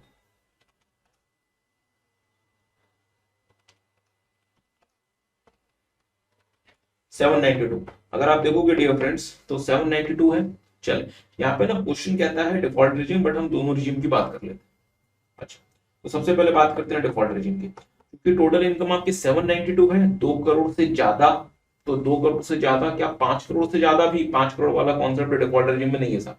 तो डिफॉल्ट रिजीम में 2 करोड़ से ज्यादा, तो यहाँ पे सरचार्ज का रेट 25% बनता है। परंतु 4 ऐसी इनकम है जिसपे सरचार्ज मैक्सिमम, उस पे जो टैक्स बनेगा उसका मैक्सिमम 15% है, और ये 4 इनकम। तो इसका मतलब ये हुआ कि 792 में जो आपकी सिर्फ 600 लाख वाली इनकम है, 600 लाख, इस पे 25% लगेगा, और बाकी जो आपकी ये जो अदर इनकम है मींस 192 लाख, इस पे 15% लगेगा इन द डिफॉल्ट रिजीम। अगर ये ऑप्शनल रिजीम होता तो अगेन जो 192 लाख है इस पे 15% लगेगा, और जो आपकी 600 लाख वाली जो अदर इनकम है इस पे 37% लगेगा। आई होप आपको बात समझ में। चले, तो ये एक एग्जांपल है, ये भी देख लें। अच्छा, मार्जिनल रिलीफ के बारे में थोड़ी सी बात कर लेते हैं। डिफरेंट, जैसे भी हमने आपके साथ मार्जिनल रिबेट पढ़ा था 87A में, ऐसे ही मार्जिनल रिलीफ होता है। अब ध्यान दीजिए, अब हमने पढ़ा कि अगर आपकी टोटल इनकम 50 लाख तक है,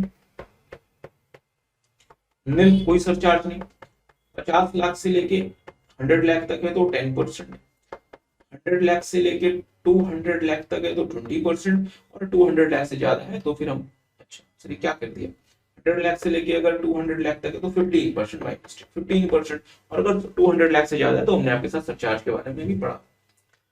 मेरा बच्चों से एक छोटा सा सवाल है, मैं उम्मीद तो नहीं करता कि आप इसका जवाब देंगे, आप इस बात को समझ पाएंगे, क्योंकि सीए फाइनल वाले बच्चे सब ज्यादातर नहीं समझते। अगर आप में से कोई बच्चा समझ जाए, I will be the most happiest person of the planet. तो मैं आपसे छोटा सा टेक्निकल सवाल पूछ रहा हूं, अगर समझ आ जाए बहुत अच्छी बात है, अगर ज्यादा समझ आ जाए उसका जवाब भी दे दें, अगर ना समझ आए तो कोई बात। जो सरचार्ज लगता है, सवाल ध्यान से सुन ले, जो सरचार्ज लगता है, जैसे ये 10% हमने कहा, 15% का आया, 25% या 37%, चलिए इसको भी लिख देते हैं 25% या 37%। जो सरचार्ज लगता है, ये अगर मैं लेट्स से इस वाले सरचार्ज की बात कर रहा हूं, स्पेसिफिकली इस वाले सरचार्ज की, तो ये जो सरचार्ज मेरा लग रहा है 10% का, ये 50 लाख से जो प्लस वाली इनकम पे जो टैक्स बनता है इस पे लगता है, या 1 रुपी से जो इनकम आती है उस पे टैक्स बनता है, वहां से लगना शुरू हो जाता है। अगर आपको क्वेश्चन समझ आ गया तो अच्छी बात है, आंसर भी दे दे। आंसर अगर क्वेश्चन समझ नहीं आया तो कोई बात नहीं, आंसर मैं दे देता हूं। जो सरचार्ज लगता है डियर, वो यहां से लगना शुरू होता है, यहां से लगना शुरू होता है। ये 50 लाख प्लस वाली इनकम पे जो टैक्स, उसमें सरचार्ज लगेगा, ऐसी बात नहीं है।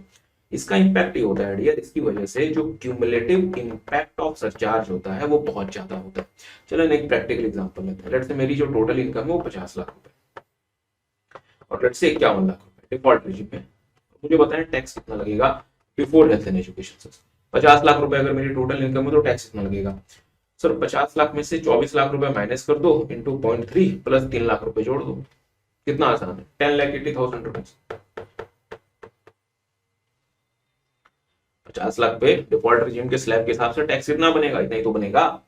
अगर 51 लाख रुपए है मेरी टोटल इनकम, तो मुझे बताएं डिफॉल्ट रिजीम के हिसाब से मेरा टैक्स कितना बनेगा? सर 27 लाख का 30% प्लस 3 लाख रुपए, टैक्स कितना बनेगा? 11,10,000। कितने बच्चे कहते हैं मेरा टैक्स कितना बनेगा? 11,10,000। कितने बच्चे कहते हैं हाँ? नहीं साहब, आंसर गलत। 11,10,000 नहीं, इसमें 10% सरचार्ज भी तो जोड़ो। कैसे? क्योंकि 50 लाख से इनकम बढ़ गई तो इसका 10%, तो मेरा टैक्स कितना बनेगा? 12,21,000, 12,21,000।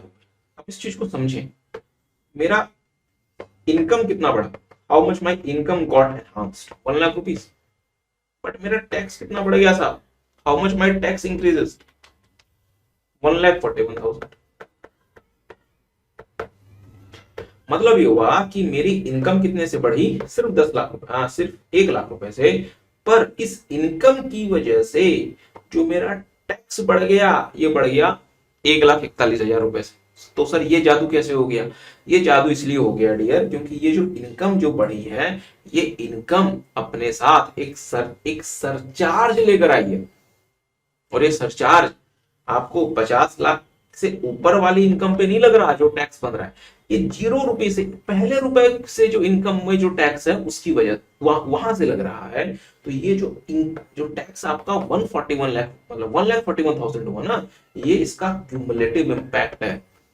अब मुझे बताएं, अगर मैं किसी कंपनी में जॉब करता हूं जहां मुझे 50 लाख रुपए मेरी टैक्सेबल सैलरी बनती है, कंपनी मुझे कहती है कि हम आपकी सैलरी बढ़ा के 51 लाख रुपए कर रहे हैं। मुझे बताएं, मुझे कंपनी को क्या बोलना चाहिए कि सर जी माई बात ना, मुझे सैलरी नहीं बढ़वानी, मैंने मोह माया त्याग दी। क्या कंपनी का मैनेजर वो सुन के बहुत खुश होगा और आपके लिए ये सोचेगा कि आप एक बहुत ज्यादा धार्मिक पर्सन हो और आपने संसारिक मोह माया त्याग दी क्योंकि आप 1 लाख रुपए को ठुकरा रहे हो? नहीं सर। हाँ शायद उसको वैसा लगे, बट रियलिटी में क्या है?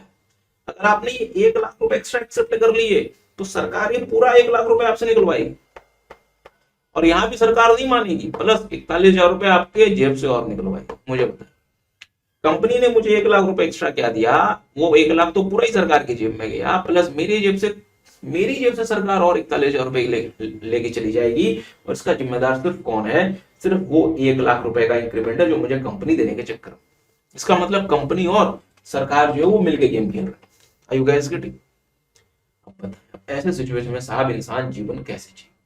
तो हमने कहा ठीक है साहब, सरकार कहती कि ठीक है हम इतने भी ज्यादा बदमाश लोग नहीं है, हम आपको ना मार्जिनल रिलीफ देंगे। मतलब चूंकि आपकी इनकम मार्जिनली बढ़ी है जिसकी वजह से सरचार्ज लग गया, तो हम आपको रिलीफ देंगे। और रिलीफ हम आपको कितना देंगे? 41,000। तो सर क्या है ये फिक्स 41,000? नहीं, मार्जिनल रिलीफ कब लगता है, कब अट्रैक्ट होता है? जब आपकी इनकम जिसकी वजह से सरचार्ज आया, वो जो इनकम है उससे ज्यादा, इस इनकम से ज्यादा सरचार्ज की वजह से होने वाला टैक्स का इंपैक्ट है वो ज्यादा हो जाए, तो मार्जिनल रिलीफ आता है। और मार्जिनल रिलीफ कितना होता है? Increase in tax due to surcharge minus increase in income. तो मुझे बताएंगे increase in tax due to surcharge कितना है? 141। और कितनी सी मेरी इनकम बढ़ी जिसकी वजह से सरचार्ज आया? 1 लाख रुपए। तो मुझे रिलीफ कितने की मिलेगी? 41,000। तो आई होप आपको ये बात समझ आई कितने की कितनी की इनकम की वजह से सरचार्ज आया, मतलब 1 लाख रुपए जिसकी वजह से सरचार्ज आया। बट ये अपने आप पर इसने कितना अपने साथ पर इसने कितना अपने साथ टैक्स बढ़ा दिया 141, तो हम आपको रिलीफ कितना दे देंगे 41,000। आई होप आपको बात समझ आई। तो डियर ये थ्योरी लिखी हुई है, थ्योरी अगर आप चाहें तो जरूर से पढ़ें। अच्छा, तो अभी तक हमने आपके साथ बात की individual, HUF, EOP, BOI, artificial juridical person के बारे में। बात करते हैं अदर पर्सन के लिए। अच्छा, तो देखेंगे form, LLP, local authority, flat 30% tax लगता है। अगर सरचार्ज अगर टोटल इनकम 1 करोड़ से ज्यादा है तो 12% का सरचार्ज लगता है, बस मतलब सिंपल सी बात है। और मार्जिनल रिलीफ एज पर दी प्रोविजंस मिल जाएगा। कोऑपरेटिव सोसाइटी अगर टोटल इनकम 10,000 तक है तो 10%, 10,000 से 20,000 तक है तो 1,000 प्लस 20%, और अगर 20,000 से ज्यादा है तो 3,000 प्लस 30%। कोऑपरेटिव सोसाइटी का सरचार्ज का रेट और डोमेस्टिक कंपनी का सरचार्ज का रेट सेम है। 1 करोड़ रुपए तक कोई सरचार्ज नहीं, 1 करोड़ से 10 करोड़ 7%, और 10 करोड़ से ज्यादा है तो 12%। अगेन मार्जिनल रिलीफ मिल जाएगा। डियर फ्रेंड्स, कोऑपरेटिव सोसाइटीज के लिए दो ऑल्टरनेट रिजीम्स हैं। एक है 115 बीएडी और दूसरा है 115 बीएई। इसमें 15% का टैक्स है प्लस 10% कंपल्सरी सरचार्ज, मतलब 16.5% प्लस हेल्थ एंड एजुकेशन से, उसके बाद में करेंगे। 115 बीएडी में 22% का टैक्स है प्लस 10% का कंपल्सरी सरचार्ज, मतलब 24.2% बनता है शायद। अच्छा, तो ध्यान दीजिएगा ये ना ऑल्टरनेट रिजीम्स हैं कोऑपरेटिव सोसाइटीज के लिए। तो अगर कोऑपरेटिव सोसाइटी 115 बीएडी रिजीम को ऑप्ट करती है तो उस केस में कोऑपरेटिव सोसाइटी को 22% प्लस 10% का मैंडेटरी सरचार्ज पे करना पड़ेगा। यहाँ पे चूंकि सरचार्ज मैंडेटरी है इसलिए मार्जिनल रिलीफ नहीं लगेगा, मतलब मार्जिनल रिलीफ एप्लीकेबल नहीं होगा। 115 बीएई अब नई कोऑपरेटिव सोसाइटीज ऑप्ट नहीं कर सकती क्योंकि इसका टाइम पूरा हो गया। जिन्होंने पहले ऑप्ट कर लिया उनके लिए चलता रहेगा।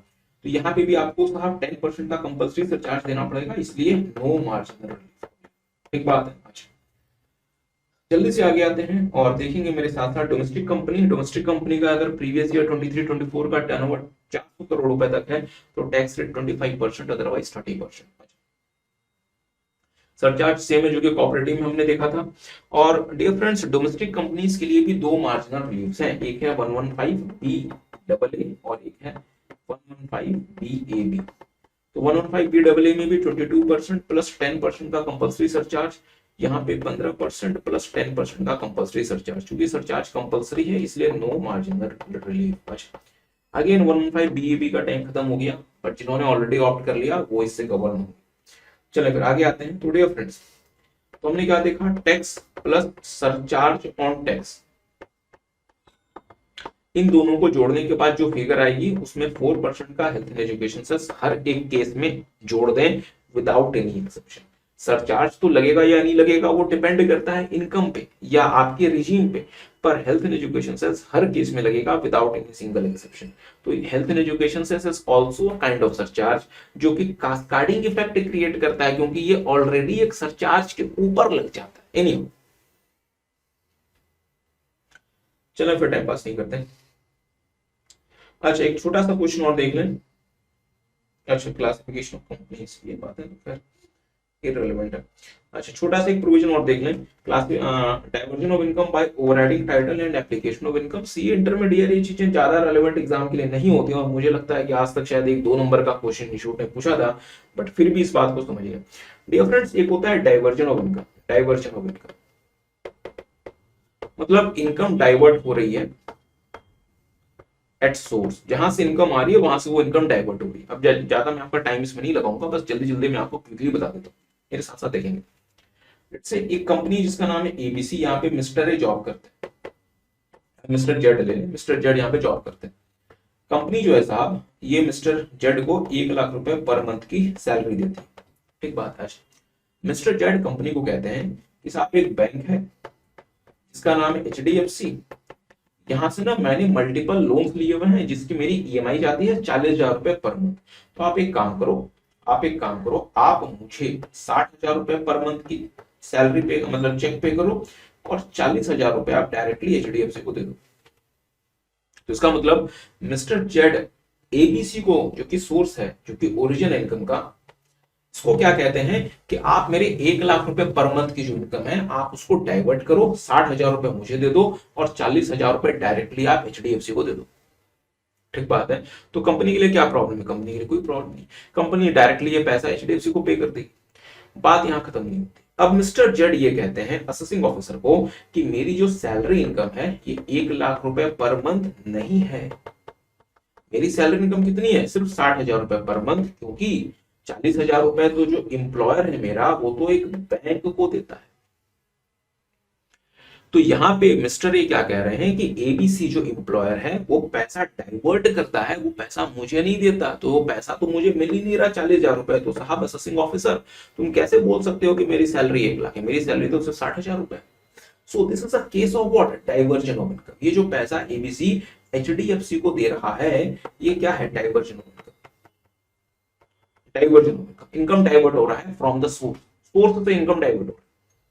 पर आपको देखना है कि ये जो डाइवर्जन है ये क्या किसी लीगल या कॉन्ट्रेक्चुअल ऑब्लिगेशन के तहत हो रहा है या एवं ही हो रहा है? एवं मतलब अदरवाइज हो रहा है। अच्छा सर क्या कहना चाहते हो? ये पैसा एचडीएफसी को जो एबीसी दे रही है, एबीसी ये जो 40,000 रुपीज पर मंथ एचडीएफसी को दे रही है, क्या एबीसी एचडीएफसी से किसी लीगल या कॉन्ट्रेक्चुअल ऑब्लिगेशन में बाउंड है? क्या एचडीएफसी के पास एबीसी से ये 40,000 रुपए लेने का कोई लीगल या कॉन्ट्रेक्चुअल राइट है? इसका जवाब है नहीं। क्या एचडीएफसी के पास 40,000 रुपए पर मंथ एबीसी से लेने का, भले वो पैसा मिस्टर जेड का हो, हम उसकी बात नहीं कर रहे, क्या एचडीएफसी के पास इस 40,000 पर मंथ इनकम के टाइटल के ऊपर क्या कोई लीगल या कॉन्ट्रेक्चुअल राइट है? इसका जवाब है नहीं। तो सर जब राइट है ही नहीं तो फिर एबीसी दे क्यों रहा है? क्योंकि एम्प्लॉय ने कहा था कि मालिक आप मुझे देते हो फिर मैं बैंक को देता हूं, मेरे लिए प्रॉब्लम है, आप डायरेक्टली बैंक को देते हो। Means ABC means HDFC don't have any overriding title or any overriding title on this 40,000 rupees which is payable by ABC to Mr. J. इसके एचडीएफसी के पास कोई भी ओवरराइडिंग टाइटल नहीं है, मींस कोई लीगल या कॉन्ट्रेक्चुअल राइट नहीं है। और अगर ऐसा नहीं है मींस ये अदरवाइज वाले केस में कवर होता है, तो इसका मतलब ये हुआ कि ये जो 40,000 रुपीज है ये किसकी इनकम है? मिस्टर जेड की। और ये इसको हम क्या नाम देते हैं? Application of income. मतलब मिस्टर जेड का इनकम है साहब। अब मिस्टर जेड उस पैसे को किसी को लोन मतलब किसी को ईएमआई के फॉर्म में दे दे, किसी को वो मतलब दान दे दे, फ्रेंड्स में उड़ा दे, वो जो करे, वो अप्लाई उस इनकम को जैसे करे, हमें फर्क नहीं पड़ता। ये मिस्टर जेड की इनकम है, मिस्टर जेड को पूरे 1 लाख की सैलरी पर टैक्स देना पड़ेगा। आयु का इसकी ठीक। अच्छा तो देख लें जल्दी से। अच्छा it refers to the situation where there is a diversion of income at source by an overriding title before it reaches to the assessee। यहाँ पे एबीसी एचडीएफसी को पैसा दे रही है, मिस्टर जेड को पैसा नहीं दे रही। पर यहाँ पे जो एचडीएफसी एबीसी से जो पैसे ले रहा है, क्या एचडीएफसी ये पैसे एबीसी से किसी लीगल या कॉन्ट्रेक्चुअल ऑब्लिगेशन के तहत ले रहा है? नहीं। तो इसलिए यहाँ पे डाइवर्जन ऑफ इनकम तो है, पर ये डाइवर्जन बाय ओवरराइडिंग टाइटल नहीं है। ये नॉर्मल डाइवर्जन है which is as good as application of income. इसलिए ये पूरा 1 लाख रुपए किसके एंड में टैक्स होगा? मिस्टर ए के टैक्स होगा। ठीक बात है। चले साहब ये बातें हो गई। क्लासिफिकेशन ऑफ कंपनी डियर अगर आप रीड करना चाहो तो रीड कर सकते हो। ये बातें सीए इंटर के लॉ में जो कॉर्पोरेट लॉ है वहां पे मैटर करती है, यहाँ पे कोई बहुत ज्यादा मैटर नहीं करती। बट सिर्फ ये आपको पता होना चाहिए कि डोमेस्टिक कंपनी और फॉरेन कंपनीज दो अलग अलग कंपनीज होती हैं। इनकम टैक्स एक्ट के लिए फॉरेन कंपनीज, हमने आपको साथ शायद हमने आपके साथ फॉरेन कंपनी का टैक्स रेट नहीं पढ़ा, अभी हम उसको पढ़ लेंगे। फॉरेन कंपनी के ऊपर टैक्स रेट 35% लगता है, डोमेस्टिक कंपनी के ऊपर 25 या 30% लगता है। फॉरेन कंपनीज को दो ऑल्टरनेट रिजीम, मतलब डोमेस्टिक कंपनी को दो ऑल्टरनेट रिजीम्स भी दिए गए हैं, 115 BA और BAB, जो कि फॉरेन कंपनीज के लिए नहीं। अच्छा देख लें फॉरेन कंपनीज के लिए टैक्स रेट देख लें साहब, 35% ऑन द टोटल इनकम और सरचार्ज अप टू 1 करोड़ निल, 1 करोड़ से 10 करोड़ 2% और 10 करोड़ से ज्यादा में 5% और मार्जिन रिलीफ आपको मिल जाएगा। अच्छा एक छोटा सा पॉइंट और देख लें डियर फ्रेंड्स, एक कॉन्सेप्ट होता है जो कहलाता है असेसमेंट ईयर, एक कॉन्सेप्ट होता है जो कहलाता है प्रीवियस ईयर। असेसमेंट ईयर और प्रीवियस ईयर का जो कॉन्सेप्ट है वो अब ज्यादा समय तक रेलेवेंट नहीं है, क्योंकि एक नया कॉन्सेप्ट आ गया जिसका नाम है टैक्स ईयर। एनीहाउ तो असेसमेंट ईयर वो ईयर होता है जो प्रीवियस ईयर के बाद आता है। मतलब लेट्स से अगर मैं बात करूं प्रीवियस ईयर 25-26, तो इसका असेसमेंट ईयर कब होगा? 26-27। तो लेट्स से मैंने कोई इनकम अर्न की 1/4/25 से लेके 31/3/2026 के पीरियड के बीच में, इस इनकम का असेसमेंट कब होगा? मतलब कब इस इनकम पे मेरा मेरी टैक्स लाइबिलिटी डिटरमाइन होगी सर अगले साल। तो इस अगले साल को मींस इस सक्सीडिंग ईयर को हम क्या नाम देते हैं, असेसमेंट ईयर। तो इसका मतलब ये मेरे लिए क्या बन गया, प्रीवियस ईयर 25-26, और असेसमेंट ईयर इस प्रीवियस ईयर के रेलेवेंट असेसमेंट ईयर कौन सा हो गया, 26-27। तो इसका मतलब कोई भी इनकम जो मैं इस पीरियड में कमाऊंगा, अर्न करूंगा, ये इनकम असेस टू टैक्स कब होगा, असेस टू टैक्स कब होगा, अगले साल होगा, मींस असेसमेंट ईयर में होगा। इसलिए इसे क्या नाम दिया गया, असेसमेंट ईयर। बट सर हम तो सेम प्रीवियस ईयर में टीडीएस पे कर रहे होते हैं, टीसीएस पे कर रहे होते हैं, एडवांस टैक्स पे कर रहे होते हैं, बिल्कुल सही बात है, आप ये सब कुछ दे रहे होते हैं, पर आपकी इनकम अभी तक असेस नहीं हुई। असेस कब होती है, अगले साल।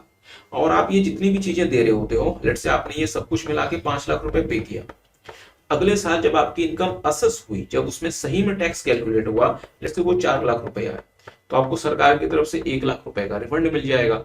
लेट से वो 5,50,000 रुपए आया, तो आपको 50,000 रुपए और पे करने पड़ेंगे, कहानी खत्म। 5 आप ऑलरेडी दे चुके हो, 50 और दे दो, कहानी खत्म। तो जनरल कॉन्सेप्ट क्या है साहब, कि जिस प्रीवियस ईयर में आप, जिस ईयर में आप पैसा अर्न करोगे, इनकम अर्न करोगे, वो इनकम उसके अगले साल जाके असेस होगी, जो असेसमेंट ईयर कहलाता है। That is the general rule. ठीक बात है। अच्छा, the general rule is that income of the previous year is assessed in the assessment year following the previous year. But कुछ ऐसे सिचुएशंस होते हैं साहब, जहां पे जिस प्रीवियस ईयर में आप पैसा अर्न करते हो, उसी प्रीवियस ईयर में वो इनकम असेस हो जाती है। तो उसमें कुछ एग्जांपल्स जल्दी से देख लें। Shipping business of non resident, अगर कोई नॉन रेसिडेंट इंडिया में अपना शिप वगैरह लेकर आता है और इंडिया से गुड्स कैरेज या पैसेंजर्स वगैरह को ट्रैवल कराता है और जिसके फ्रेट अर्न करता है, तो उसका 7.5% उसकी इनकम मानी जाती है, और उसी प्रीवियस ईयर में, जिस प्रीवियस ईयर में इंडिया में वो शिप लेकर आया है, इनकम असेस हो जाती है और उसको टैक्स पे करना पड़ता है, या टैक्स पे करने का अरेंजमेंट करना पड़ता है। ठीक बात है। Assessment of person living India, अगर कोई पर्सन किसी प्रीवियस ईयर में इंडिया छोड़कर जा रहा है, तो हम अगले साल तक का वेट नहीं करेंगे इनकम को असेस करने के लिए, वो भारत छोड़कर जाए, हम उस समय तक की इनकम को उसी सेम ईयर में असेस करके उसकी टैक्स लायबिलिटी निकाल देंगे। अगर कोई एओपी या बीओआई या कोई ग्रुप वगैरह बनता है किसी पर्टिकुलर इवेंट या किसी पर्टिकुलर पर्पस के लिए, जिसके बाद वो ग्रुप या इवेंट डिसॉल्व हो जाएगा, लेट से आपके सिटी में कोई कार्निवल या कोई फेयर, कोई मेला वगैरह लगने वाला है, आपने अपने 3-4 दोस्तों के साथ एक ग्रुप बनाया और उस मेले में आपने कोई इकोनॉमिक एक्टिविटी की और उसमें आपने 5 लाख रुपए कमा लिए, पर जैसे वो मेला खत्म होगा, ग्रुप खत्म हो जाएगा, ईओपी खत्म हो जाएगा, तो क्या असेसिंग ऑफिसर अगले साल का वेट करे? अगले साल तो साहब वो ईओपी है ही नहीं, वो ग्रुप ही कब का खत्म हो गया। तो असेसिंग ऑफिसर क्या करेगा, उसी प्रीवियस ईयर में, जिस ईयर में आपने वो ग्रुप बनाया, जैसे वो कार्निवल खत्म होता है, आपकी इनकम को असेस कर देगा, मतलब अगले साल का असेसमेंट ईयर का वेट नहीं करेगा। अच्छा, assessment of person likely to transfer property to evade tax, अगर असेसिंग ऑफिसर को लगता है कि कोई ऐसा पर्सन है जिसको कुछ इनकम टैक्स का लायबिलिटी पे करना है, बट वो उस लायबिलिटी से बचने के लिए अपने एसेट वगैरह को सेल वगैरह करके, हो सकता है भारत छोड़ के चला जाए या एसेट वगैरह को बेच दे, तो असेसिंग ऑफिसर क्या करेगा, उसका ये सब कुछ करने से पहले वो उसकी इनकम का असेसमेंट करके उसको टैक्स नोटिस पकड़ा देगा, ताकि जब वो प्रॉपर्टी वगैरह बेचे, उस पैसे को वो इधर उधर डाइवर्ट ना करे, हमें टैक्स दे दे। अच्छा, डिसकंटिन्यूड बिजनेस, बहुत इंपॉर्टेंट साहब। बहुत बार क्या होता है कि आपने अपने बिजनेस को साल के बीच में बंद कर दिया, तो फिर क्या असेसिंग ऑफिसर वेट करेगा कि ठीक है साहब कोई बात नहीं, फिर साल खत्म होने दो, फिर हम इनकम को असेस करेंगे? नहीं, वो उसी समय जैसे आप उस बिजनेस को डिसकंटिन्यू करोगे, असेसिंग ऑफिसर आपको आपके उस इनकम का उस समय तक का असेसमेंट करके आपको टैक्स नोटिस देगा। अच्छा, वेर एनी बिजनेस और profession is discontinued any assessment year, the income of the period from the expiry of the previous year up to the date of such discontinuation may at the discretion of the assessing officer be charge to tax in that assessment year. तो let's say कि अगर आप अपना कोई business जो है वो discontinue कर रहे हो 31 मार्च 2025 को, तो 1/4/2025 से लेके 31 मई 2025 को, 31 मई को, तो 1/4/25 से 31 मई 2025 तक आपने 2 महीने में जो भी पैसा कमाया, इसका हम assessment previous year 25-26 means previous year कहना सही नहीं है, असेसमेंट ईयर 25-26 में ही करके हम आपको आपका टैक्स नोटिस पकड़ा देंगे। ठीक बात है। अच्छा, क्योंकि ये जो असेसमेंट ईयर है, ये बेसिकली प्रीवियस ईयर 24-25 का है। 25-26 का असेसमेंट ईयर 26-27 होना था, बट अगर हम 26-27 तक वेट करेंगे, आप बिजनेस को डिसकंटिन्यू कर चुके हो सकता है कि आप भारत छोड़ के चले जाएं, तो इससे बेटर है कि हम असेसमेंट ईयर 25-26 जो कि 24-25 का रेलेवेंट असेसमेंट ईयर है, हम इसी असेसमेंट ईयर में आपकी ये इनकम को असेस कर दें। चलिए, फिर आई होप आपको बात समझ आई। तो डियर फ्रेंड्स, अच्छे से रिवाइज करें और अपने फ्रेंड्स के साथ भी शेयर करें। हम आपके साथ प्रैक्टिस बुक के भी क्वेश्चंस लेकर आएंगे। इस वीडियो में इतना ही। सबको बाय बाय।